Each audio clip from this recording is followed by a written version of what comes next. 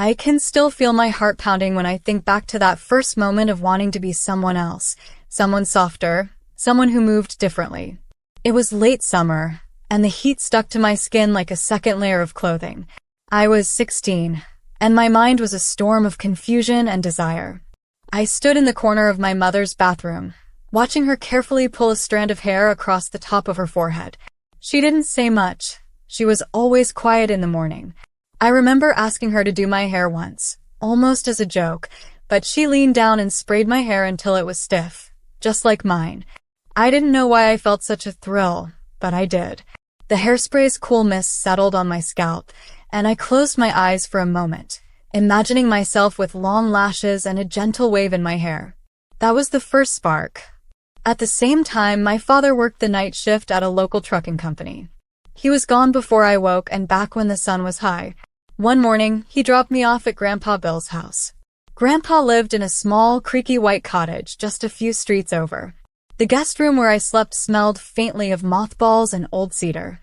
On the floor, by the edge of the bed, were rows of his wife's church shoes, scuffed black pumps, delicate blue heels, a pair of shiny red pumps with a gold underside that caught the light whenever I stepped near them. Those red heels became my secret thrill. I'd slip them on in the morning, shimmy them over thick socks, and walk in tiny, uneven steps across the worn carpet. The heels felt heavy and strange at first, but exhilarating. No one ever caught me. I'd carefully put them back before Grandpa came in for breakfast. I could feel my face warming at the thought of holding the house's secret in my fingertips. A few months later, back at home, I discovered my mother's closet and dresser as if I'd unearthed buried treasure. It was June. Those months stretched long and lazy before school started. Every evening, after Dad drove off to coach the local high school football team and my younger brother went off to practice, Mom packed her bag and left to sit in the bleachers. My brother's team was everything to her. I'd lie in my bed, pretending to read or fall asleep, but as soon as I heard the car engine disappear, I crept down the hallway and slipped into Mom's room. In her dresser were pantyhose. Some nude, some black, and bold reds, and 2 bras, one lace-trimmed and the other silky smooth. But the prize was a pink danskin leotard folded at the back, its fabric still faintly smelling of her perfume. I pulled on the pantyhose first. The silky texture slid over my calves, making my feet feel small and sensitive. Then I stepped into the leotard. Its stretch hugged my chest and hips in a way that felt electric. I twisted in front of the mirror, pressing my lips together as I tugged a pair of black mid-heel pumps over my socks. The shoes were Mom's favorites, black suede with tiny red and purple swirls at the tip. I glanced at my reflection, heart in my throat, feeling both foolish and right. For a moment, I was floating among the clouds. When school started, I knew I had to be more careful. I waited until the house was dark and quiet. Dad's truck rumbled down the street as he headed to the stadium for late-night drills. My brother snored in the next room. I would lock my door and peel back the covers, heart racing, as I reached into my femme stash. For an hour or so, I let myself exist as someone else. Sometimes I wore every pair of pantyhose I had, layering sheer legs upon sheer legs until I felt like a rainbow of fabric. On top, I would wear the danskin leotard or one of Mom's old tank tops. The mirror, dim in moonlight, was my confessor. It listened without judgment as I traced my lips with excitement and whimpered at how good it felt to cross the line of who I was supposed to be. Then came the day Mom found everything. I remember her footsteps on the carpet outside my door, slow and soft, before she cracked it open. She lifted a pair of pantyhose in her hand, and in that moment I felt all the air rush out of my lungs. Her eyes were full of questions. Dad stood behind her, arms crossed, brow furrowed. They tried to talk to me, asked if I was gay, if I was happy, but I shut down. I didn't know how to say, I just feel like this is who I am. Shame wrapped itself around me, and I pretended everything was fine. They took away my stash, and the world grew quiet and flat. The urge to dress vanished for months. I shoved the memories into a corner of my mind and told myself I didn't need that part of me anymore. But the desire never really dies. One evening, Mom left a laundry basket in the hall. Panties and bras peeked out the top. Dad was at practice again, and my brother was out with friends. The house was silent. I sat on the floor, heart thumping, and pulled a black lace thong from the basket. My fingers trembled as I stepped into it, then slid a matching bra over my shoulders. In the small mirror by the hall closet, I stroked my hair with hairspray and brushed my teeth with an imaginary liner. The silk of the thong against my skin made a shiver crawl up my spine. I felt alive in a way I hadn't in months. When I left them neatly folded on the bed before morning, my body ached for something it couldn't name. Around the same time, Aunt Karen moved into our basement for a few weeks. She was separated, and her apartment had flooded, so we let her store some boxes down there.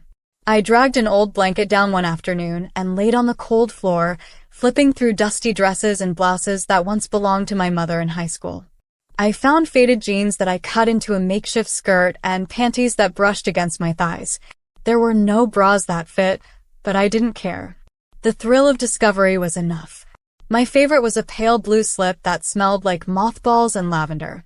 I pressed it to my chest and felt something bloom inside me.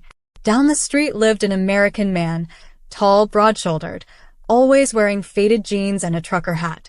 He had a daughter my age, but I rarely saw her. One afternoon, I peeped into his garage and saw 2 pairs of heels sitting on a dusty shelf, a nude pair with thin straps and black pumps that looked brand new.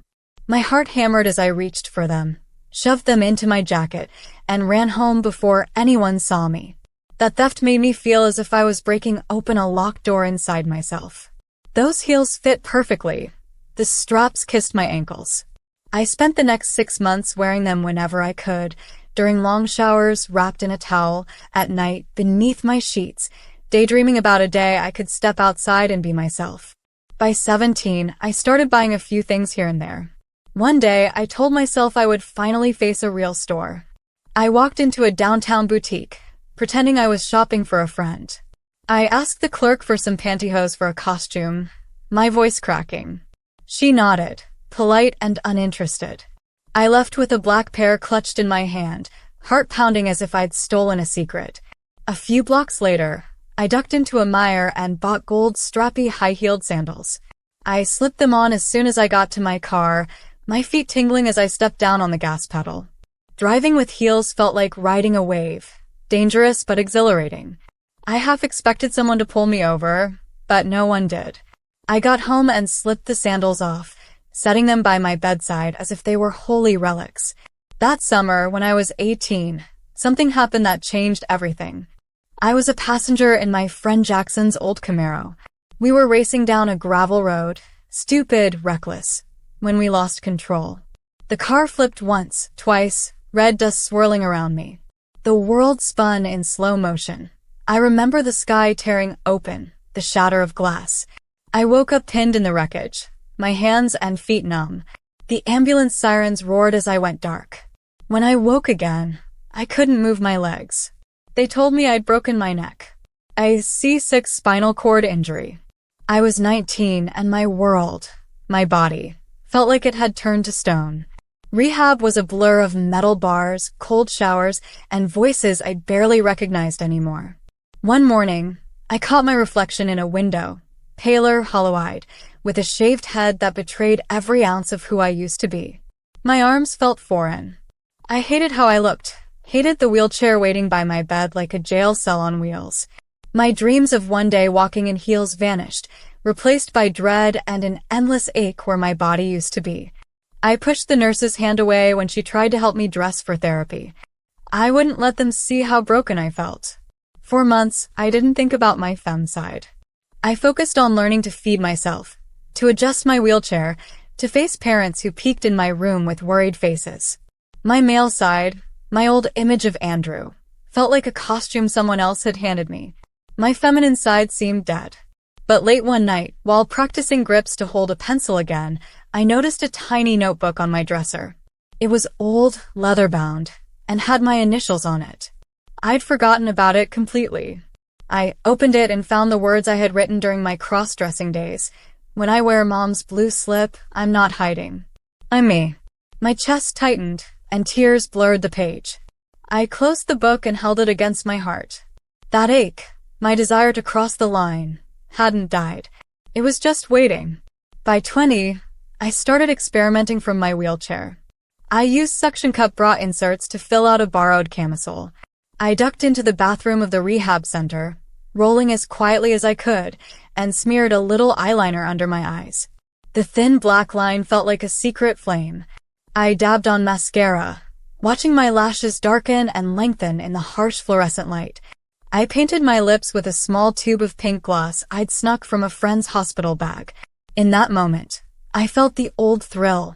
The world sharpened around me, as if every sound and color was brand new. I pulled a sheet over my lap like a skirt and practiced shifting my hips, imagining how it would feel to wear a real dress again. But every time I felt ready, I remembered the accident. A knot formed in my throat, and I backed away from the mirror, pretending to scrub ink off my eyelids. I couldn't risk being seen. I couldn't risk the looks on people's faces when they realized Andrew in a wheelchair might also be a man in a dress. The shame crawled back in, dragging me down. Then, just before my 20th birthday, I met Jordan. He was an orderly at the center, kind eyes, easy smile, and a way of talking that made me feel alive again. I tried not to notice when he handed me the morning meds or adjusted my wheelchair tray. One evening, when the others had gone home, he rolled me to the outside courtyard. The sky was a deep purple, and cicadas hummed in the dark. He said, "Hey, I found something you might like," and held out a small box. My heart thudded. Inside was a pair of black lace thigh-highs with a little silver bow at the top. My stomach flipped. I looked at him. He shrugged and said, "I used to have a sister. She donated these before she moved. Figured you might want them." I didn't speak. I just touched the lace and felt tears slip down my cheeks. He smiled softly, turned away, and left me in the twilight. That night, in the tiny room they let me use, I peeled off my hospital gown and carefully wrapped the lace around my thighs. Even though my legs were numb, I felt something warm spreading through me. I leaned back in my wheelchair, and my reflection in the glass door blurred with the lights from the hallway. I touched my lips at the memory of mascara. In that moment, I understood that my feminine side had never truly died. It was aching to come alive, just as much as my body was aching to walk again.